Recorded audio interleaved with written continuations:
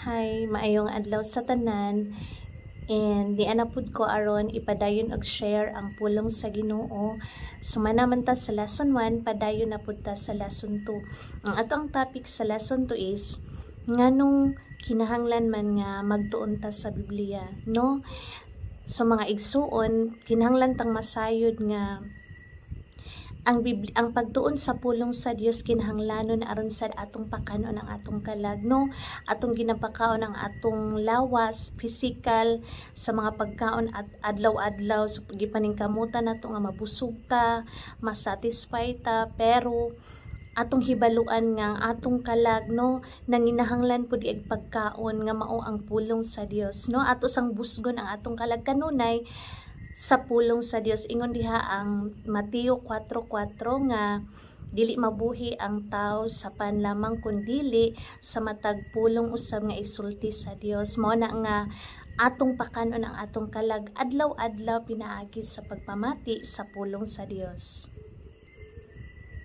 Kay ani manggod ni kung gipakaon nato ang atong lawas no physical sa adlaw-adlaw niya, kung mamatay ta biyaan ra gini nato atong lawas gyud, no, nga atong gibusog adlaw-adlaw, pero ang atong kalag kung atong busgon, so after sa kamatayon mga igsoon, ang atong kalag nga gipakaon nato kanunay sa pulong sa Dios, mao man nimo atubang inighukom unya sa Dios, no?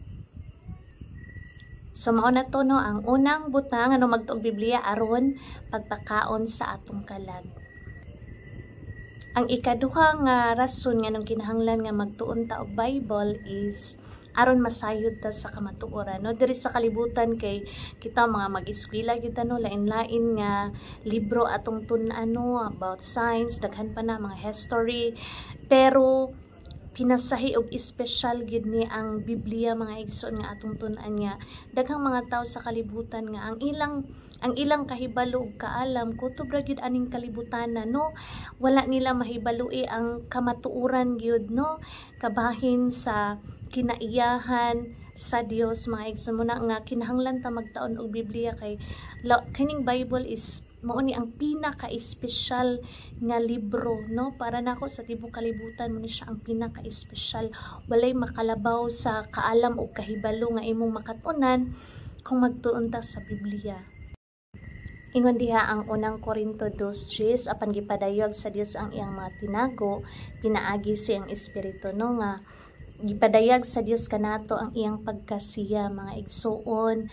Ang tinagong kamatuoran parte niya mga igsuon pinaagi sa iyang mga pulong, no, nga atong mabasa diri sa Biblia. Mo nang ingana ka importante, no, sa unang panahon ingnon pa nga ayaw magbasag Biblia kay makabuang, no, sa mga bata pa mi na experience pa na namo, pero dili gid ay makabuang mga igsoon, no, kay ang Biblia mga igsoon ang pulong sa Dios may magpahigawas nato, no, magpahigawas nato, no, ang kamatuoran mo ay magpahigawas nato nga aron makaangkon ta sa hingpit nga kaluwasan.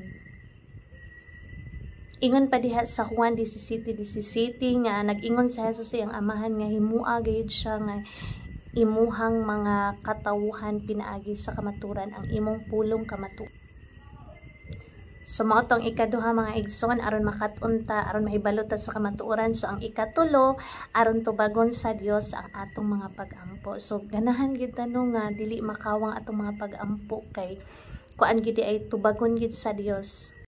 Ingon po diha ang Proverbs 28:9 mga igsoon nga kadtong nagpalingog-lingog siyang igdulungog sa pagpamati sa kasuguan bisan ang iyang mga pag-ampo mo'y usa ka dulumtanan, no, pait kay na mga igsoon. Kung dulumtanan is meaning is imposible gid siyang dunggon sa Dios, no, nga kung gusto dayta nga atong mga pag-ampo mga igsoon is tubagon gid sa Dios, dili jud ta magpalingog-lingog, no, sa mga kasuguan sa Dios, sa kamatuoran mo nang basa gid ta og Bible, no. Ang ikaapat nga rason nga nung kinahanglan gid tang magtuon og Biblia mga igsoon is aron mahibaw ta unsaon gid pag-alagad ang Dios, no. Sa unang panahon mga igsoon is nakahisgot si kanang Apostle Pablo mga igsoon nga sa panahon sa mga Hudiyo nga nangalagad sa Dios, pero wala kahimuti ang ilang pag-alagad kay wala kini magsukad or dili kini pinasikad sa kamatuoran.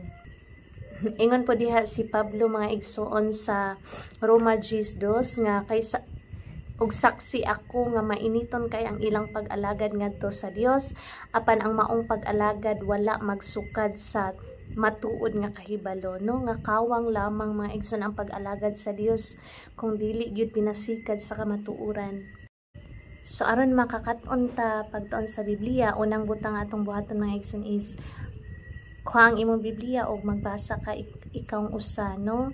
Nga, but before that, pangayo og giya sa Ginoo nga ihatag ang yang Espiritu Santo nga mao'y mugiya nimo aron imong masabtan ang kamatuoran, ang mga pulong no mga tinago diha sa Biblia nga imo niyang basahon mga igsoon.